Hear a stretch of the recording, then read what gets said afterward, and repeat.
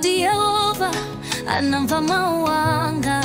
Pamene ndinapemphera chifukwa nakudza kutulake kwa ine. Ndidzaitana dzina lake moyo wanga wonse.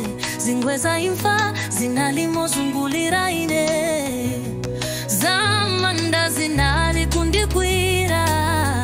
Tingangopreza zowawo ndi chisoni, koma ndinaitana dzina la Yehova. Chonde Yehova ndipulumutse. Yehova ndi wachifundo ndi wolungama. Inde Mulungu wathu ndi wachisoni. Yehova masunga osaganizira. Pamene ndinatsitsidwa nandipulumutsa moyo wanga. Bwerera kumtendere wako, pakuti Yehova wakala wachisomo kwa iwe.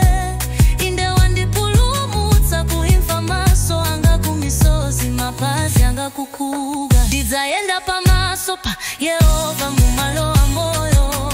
Ndidzapitiriza kukhulupirira, ngakhale ndikunena kuti ndili wakhumudwa kwathunthu. Ngakhale ndimantha ndikunena kuti zinthu zonse za umuntu ndizonyenga. Kodi ndingabwezere bwanji kwa Yehova zonse zomwe wandichitira? Ndidzakweza kapu ya chipulumutso, ndidzaitana dzina la Yehova. Ndidzalipira malumbiro anga kwa Yehova, pamaso pa anthu ake onse mumaganizo a Adonai. Imfa ya okhulupirika kwa iye ndi ya mtengo wapatali. Yehova ndine kapolo wanu, ndine kapolo wanu, mwana wa kapolo wanu wamkazi. Mwandimasula ku kapolo. Ndidzapereka nsembe ya chiyamiko kwa inu.